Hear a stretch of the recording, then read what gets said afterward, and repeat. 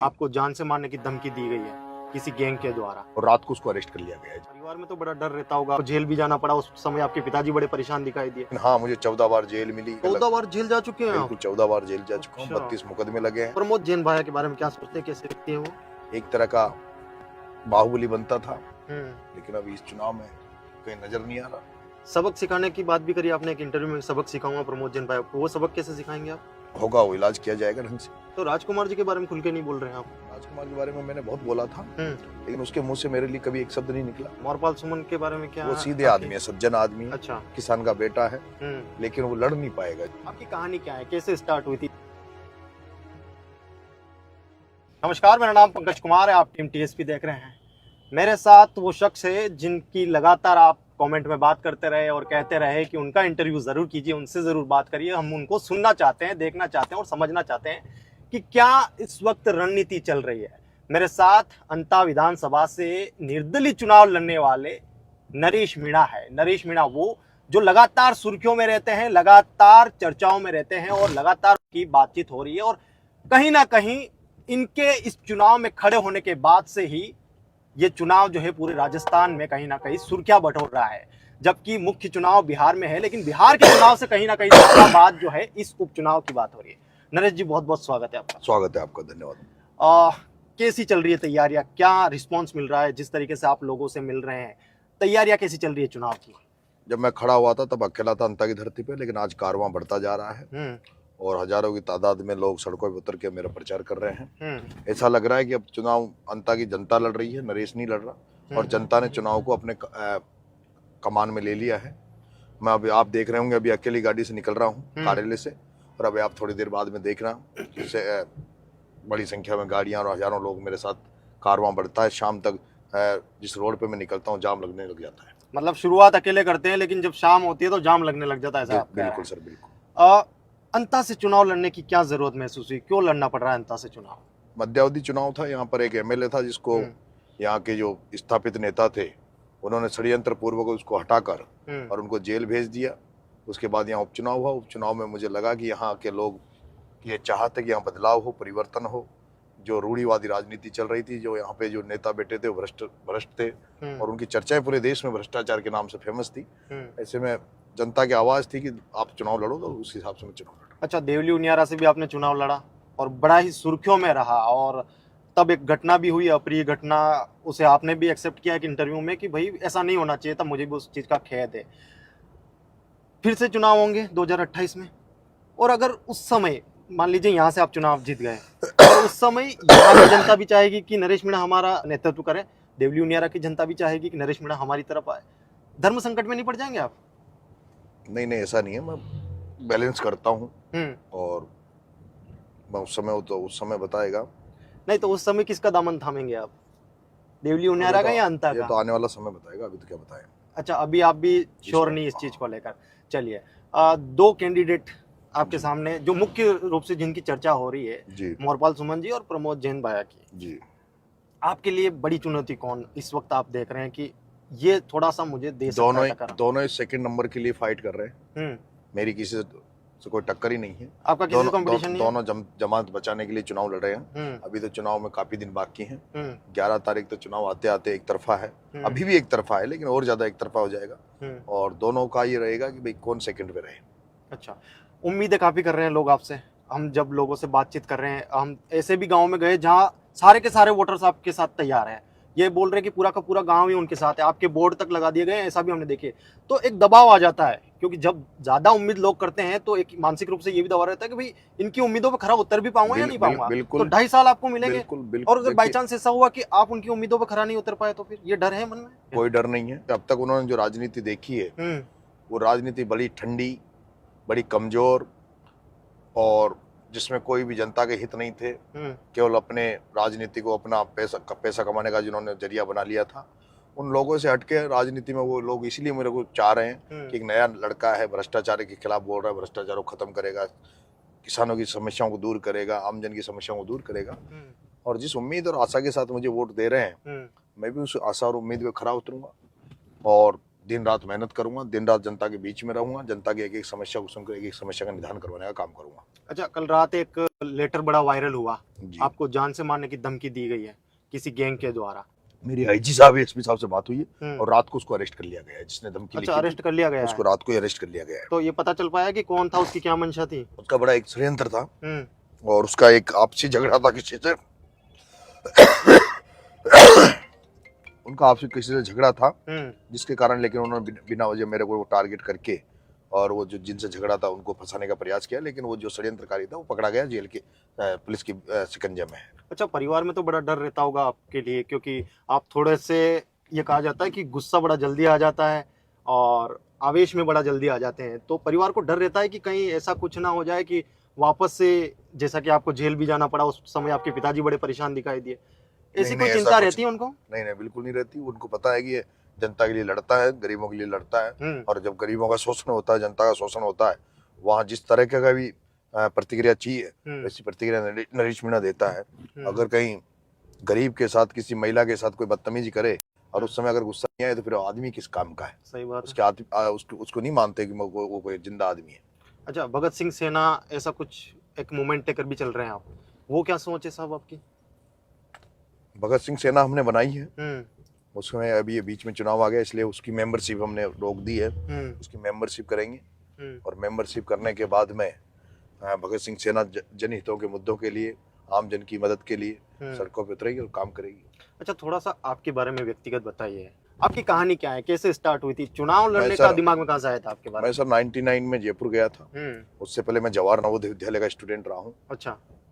99 में जयपुर गया, घर वालों ने IAS IPS बनने के लिए भेजा था, लेकिन वहाँ इस तरह की परिस्थितियां बनी कि छात्रों ने मुझे जबरदस्ती चुनाव लड़ा दिया। अच्छा। और राजनीति में उतर गया। लेकिन जिस दिन से राजनीति में 2002 में पहला चुनाव लड़ा, उसके बाद मैंने कभी पलट कर नहीं देखा, केवल जनता की सेवा करी है और जिसका परिणाम मुझे कुछ नहीं मिला वैसे तो पद तो, लेकिन हाँ मुझे 14 बार जेल मिली, 22 बार 32 मुकदमे। 14 बार जेल जा चुके हैं? बिल्कुल 14 बार जेल जा चुका हूँ, 32 मुकदमे लगे हैं और टोटली जनहित के लिए। एक भी बार में ऐसा नहीं है कि किसी बहन बेटी के साथ खिलवाड़ किया हो या किसी के साथ कोई जमीन पे कब्जा किया हो या किसी से जेब काटी हो।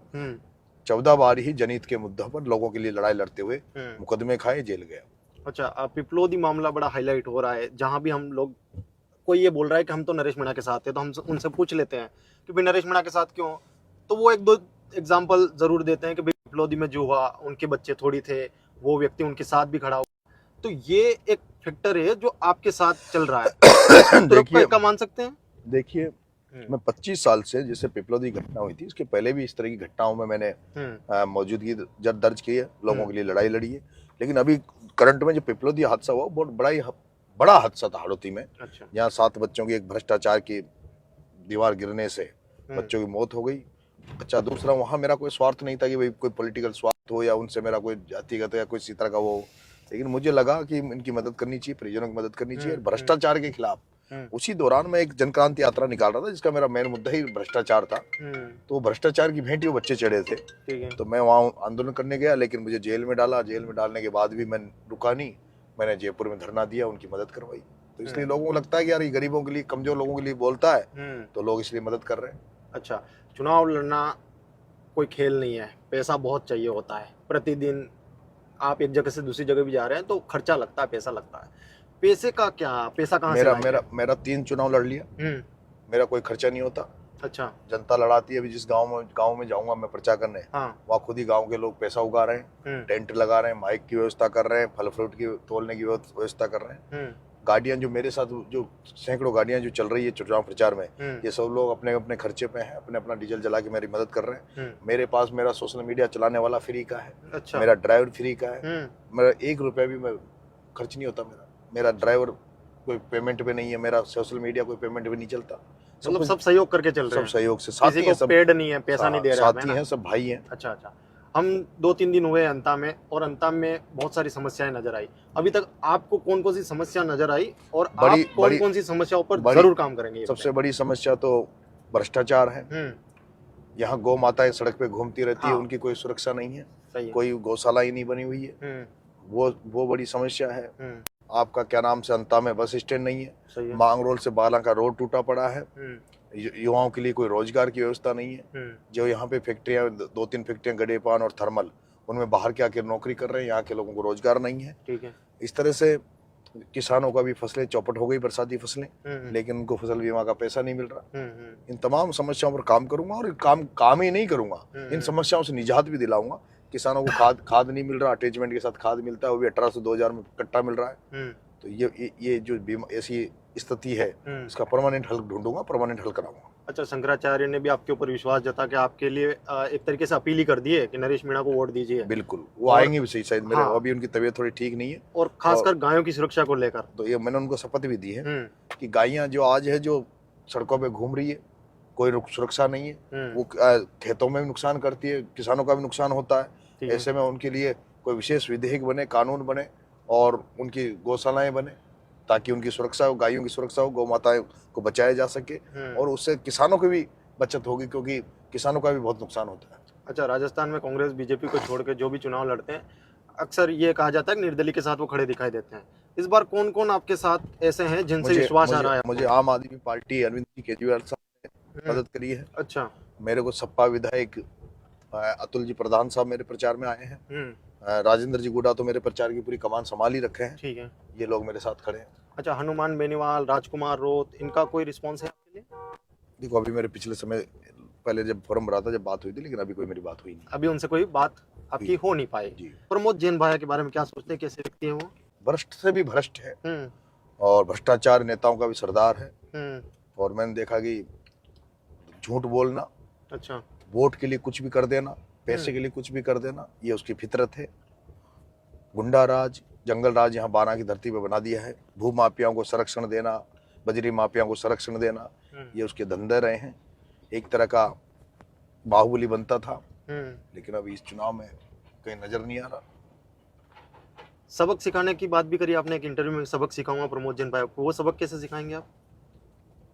मुझे जिस तरह का वो षड्यंत्र कर रहा है, अगर वो नहीं माना तो जो भी होगा वो इलाज किया जाएगा ढंग से। अच्छा, मोरपाल सुमन के बारे में क्या? वो सीधे आदमी है, सज्जन आदमी है। अच्छा, किसान का बेटा है, लेकिन वो लड़ नहीं पाएगा। जिस गुंडा राज, जिस जंगल राज की मैं बात कर रहा हूँ, जिस भ्रष्टाचार की मैं बात कर रहा हूँ, जिस किसानों की समस्याओं को बात कर रहा हूँ, वो मुझे नहीं लगता कि वो मजबूती से उन चीजों को दूर कर पाएंगे। अच्छा, आपकी चुनावी मैदान में आने से सीधा जवाब देना है आपको, कांग्रेस और बीजेपी ज्यादा नुकसान किसको होने वाला है? दोनों को बराबर है। और मैंने कहा ना, दोनों की जमान जब्त है, दोनों सेकंड के लिए लड़ रही है। मतलब दोनों को बराबर नुकसान होने वाला, उधर से भी आने वाला वोट बैंक, इधर से भी आने वाला है। बिल्कुल बिल्कुल। अच्छा, और कांग्रेस अगर टिकट दे देती तो ज्यादा आसान होता रास्ता? मुझे लगता है कि बाबा खाटू श्याम की कृपा मेरे पे हो रही है। जो मुझे देवली टिकट नहीं मिला और यहाँ टिकट नहीं मिला, देवली में 60,000 वोट हुए, लेकिन पूरा हिंदुस्तान जान गया था। और आज ये जो चुनाव हुए, उपचुनाव हुआ है, जो कांग्रेस से जीतता तो लोग कहते पार्टी से जीता है, लेकिन निर्दलीय जीतने पर एक अलग ही मुकाम होता है। और मुझे लग रहा है कि जनता मुझे जिताएगी, और ये सारी कृपा बाबा खाटू श्याम की है। तो मतलब कांग्रेस से टिकट नहीं मिलना अच्छा मान रहे हैं आप? मुझे तो अब मुझे ठीक लग रहा है कि ठीक हुआ जो मुझे पार्टी ने कांग्रेस ने टिकट नहीं दिया, कांग्रेस ने नजरअंदाज किया। और ये कांग्रेस को सबक लगेगा, कांग्रेस के उन नेताओं को सबक लगेगा जिन्होंने मेरा टिकट काटा। डोटासरा को पता लग जाएगा कि पैसे लेकर टिकट देने वालों की क्या हालत रहती है, और एक जनता का चाहने वाले का किस तरह का चुनाव होता है। चलिए, एक खबर लास्ट कुछ सवाल पूछ लेता हूँ। हम सुन रहे हैं कि हनुमान बेनीवाल कुछ समर्थन में आने वाले हैं 5 तारीख के आसपास, ऐसा कुछ होने वाला है क्या? मैंने तो एक बार अपील कर दी। हाँ, और वेट कर रहा हूँ। अच्छा, वेट कर रहे हैं, अभी कुछ कंफर्म नहीं है? नहीं। अच्छा, मदद मांग रहे हैं आप लोगों से कि? हाँ, बिल्कुल बिल्कुल, मैं निर्दलीय लड़ रहा हूँ, थर्ड फ्रंट से हूँ। हाँ। सभी लोग जो बीजेपी कांग्रेस इतर समझते हैं, उनको आना चाहिए, मेरी मदद करना चाहिए। क्योंकि हम प्रतापगढ़ बांसवाड़ा उस तरफ से, टीएसपी क्षेत्र से, उधर के तीसरे फ्रंट के नेता राजकुमार रोत, वो कहा जाता है कि अगर वो भी समर्थन करे तो और ज्यादा, क्योंकि वो लोग भी आपको सपोर्ट कर रहे हैं। हमारे उधर के जो राजकुमार रोत और बीएपी को सपोर्ट करते हैं, वो लोग भी आपको बहुत अच्छे सपोर्ट कर। देखिए, तीनों जो विधायक हैं वो बहुत ही अच्छे हैं, बहुत ही मेरे पक्ष में रहते हैं। मेरे नगर में जब जेल में था, उन्होंने मेरी मदद करी। एक जो बाप पार्टी में कांति जी भील है, उनसे मेरी बात होती है, वो बड़े अच्छे व्यक्ति हैं, पॉजिटिव व्यक्ति हैं, अच्छा सोचते हैं। लेकिन अब पता नहीं क्या उनमें गड़बड़ है। तो राजकुमार जी के बारे में खुल के नहीं बोल रहे हैं आप? राजकुमार के बारे में मैंने बहुत बोला था, लेकिन उसके मुंह से मेरे लिए कभी एक शब्द नहीं निकला। अच्छा, तो मुझे लगता है कि कहीं न कहीं वो होगा कुछ ना कुछ। अच्छा, मतलब अब हाँ, तीनों विधायक जो है उनके, कांति भील है, बाकी जो लोग हैं वो सब की सिंपैथी मेरे साथ है और मेरी भी सिंपैथी उनके साथ है। लेकिन मैंने बहुत उदाहरण देता था मैं हाड़ौती में, अच्छा, कि बाप पार्टी की तरह मैं भी हाड़ौती बदलना चाहता हूँ, यहाँ भी नई राजनीति पैदा करना चाहता हूँ। लेकिन जो उनका जो सांसद है उसकी तरफ से कोई इस तरह का मुझे कभी वो नहीं मिला कि भाई वो अभी वो झालावाड़ भी आए 2-3 बार, लेकिन उसके मुंह से मेरा नाम नहीं निकला। मैं निर्दलीय लड़ रहा हूँ, मेरी मदद करें वो। अगर वो राजस्थान में थर्ड मोर्चा चाहते हैं तो, या फिर केवल बातें ही करते हैं। मुझे तो ऐसा लगता है केवल बातें ही करते हैं, चाहते ही नहीं थर्ड मोर्चा बने। तो ये नरेश मीणा जी थे जो अंता के उपचुनाव में निर्दलीय चुनाव लड़ रहे हैं और काफी ज्यादा इनकी चर्चा हो रही है, और खासकर सोशल मीडिया पर तो बहुत ही ज्यादा चर्चा हो रही है और कमेंट्स में लगातार इनके लिए पॉजिटिव कमेंट्स आ रहे हैं। आप लोगों ने कहा था कि इनका इंटरव्यू कीजिए, इनसे बात करिए, तो उम्मीद है कि आपको ये इंटरव्यू पसंद आया होगा। इन्होंने मेरे सारे सवालों के बेबाकी से और बिना फिल्टर के जवाब दिए हैं। आपको ये इंटरव्यू कैसा लगा है और नरेश मीणा के बारे में आपकी क्या राय है, कमेंट कर सकते हैं। मेरा नाम पंकज कुमार है, मेरे साथ नरेश मीणा है। धन्यवाद।